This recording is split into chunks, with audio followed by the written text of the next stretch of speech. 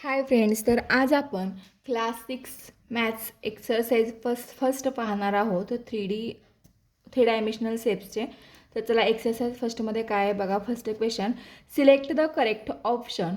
What shape will be formed if carrom pieces are placed one on top of the other.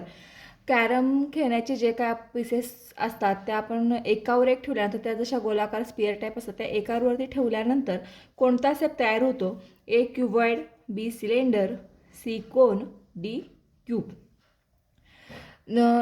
त्या ज्या गोल गोल अशा आपण त्याला सोंगटी म्हणतो, ते एकावर एक ठेवल्यानंतर कोणता शेप तयार होतो? तर सिलेंडर हा शेप तयार होतो. त्यानंतरचा सेकंड क्वेश्चन बघा. By which two similar shapes is a hourglass formed. कोणते दोन सेम शेप्स घेतल्यानंतर हावर ग्लास बनतो? क्यूब, ट्रायंग्युलर प्रिझम, स्पियर का कोन? तर ट्रायंग्युलर प्रिझम हा शेप घेतल्यानंतर काय होतं? हावर ग्लास बनतो. त्यानंतरचा तिसरा क्वेश्चन बघा. Which of the following shapes is not three dimensional कोणता शेप याच्यातला नाही हे विचारले.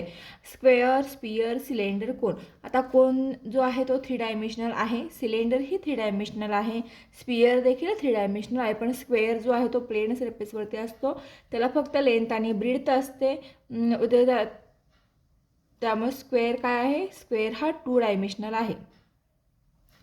त्यानंतर बघा पुढचा क्वेश्चन काय आहे. Draw three dimensional figures from the numbers given below and write the names. There are 5 faces, 5 vertices and 8 edges.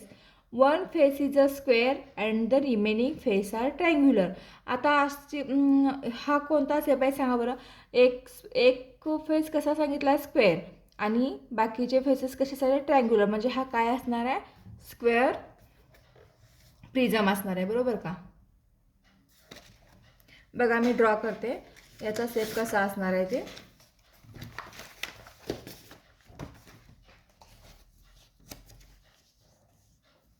हा असणार आहे स्क्वेअर प्रिझम.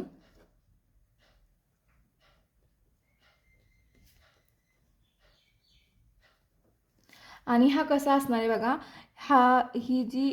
हा जो बॉटम आहे की नाही, हा असणार आहे स्क्वेअर टॉप, स्क्वेअर टाईप. आणि वरती असा हा ट्रायंगल. त्यानंतर इथून हा असणार आहे स्क्वेअर प्रिझम. ओके. त्यानंतरचा दुसरा क्वेश्चन बघा काय आहे. One face is curved, it has no vertices and no edges. एकच कर्वड फेस आहे, त्याला व्हर्टायसेस नाही आणि एजेसही नाही. ही डायग्राम कशाची असणार आहे बघा? स्पियरची असणार आहे. कशाची? स्पियर. हा जो गोल स्पियर आहे याला व्हर्टायसेसही नाही. ही 3D डायग्राम आहे, बरोबर.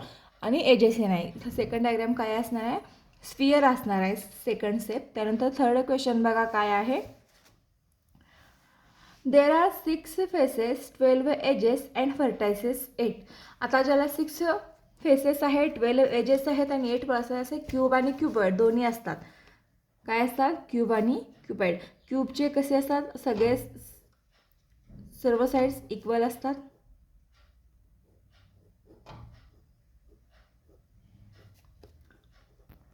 हा क्यूब.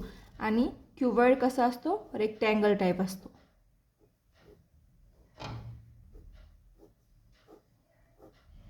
हे शेप आहे ना क्यूबॉइड. आता त्यानंतर बघा पुढचा क्वेश्चन काय. There is a one curved face, 2 circular edges and 2 flat faces. एक फेस आहे तो कर्वड सांगितला आहे, 2 सर्क्युलर एजेस आणि 2 फ्लॅट फेसेस. म्हणजे हे काय आहे? सिलेंडर. काय सांगितलं त्याने? सिलेंडर.